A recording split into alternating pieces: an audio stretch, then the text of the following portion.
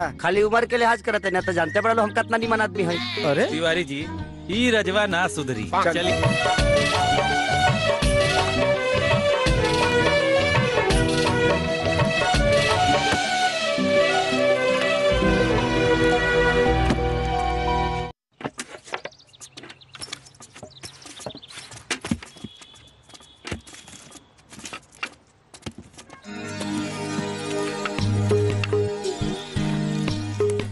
संभाल के भैया, संभाल के भैया, संभाल के भैया, संभाल के भैया।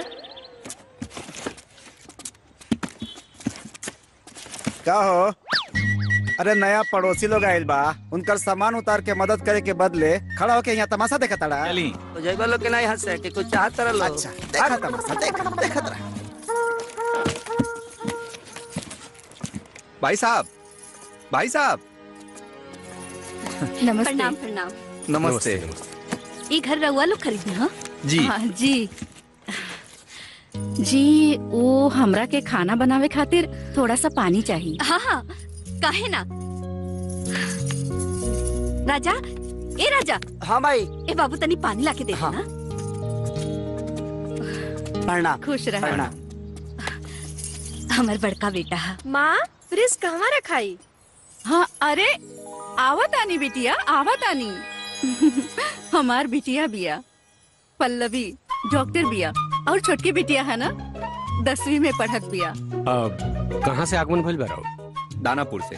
जी हम मिलिट्री में बानी, बेटी के यहाँ ट्रांसफर भइल बा, यही समय जाइल बानी। अरे दीदी भी नहीं हमरा ड्यूटी पे जाए के बा। अच्छा जी अब रघुए लोग के देखे के बतानी, ध्यान दे एहू लोग पे। अरे राजा हाँ भाई पानी तो ले आवा। ले आओ तनी। अच्छा आवत आनी। प्रणाम जी। प्रणाम, प्रणाम। देख लू भागशाली वालों की उनकर बेटी डॉक्टर भी है, आ कुछ लोग के खाली यह काम रह गइल बा। पानिया गिरा दी कि दे आई। अरे हमार लाल जो ना।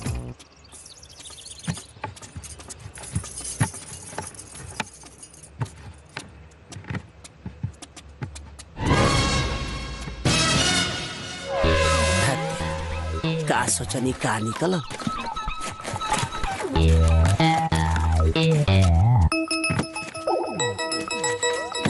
अरे ना भैया, यहाँ मत रखिए। ओरे का देखा तारा? दा पानी दा। इज्जत से बोला ना तब फेंकबो करी ले। अरे दे। संभाल के भैया, टूट जाई।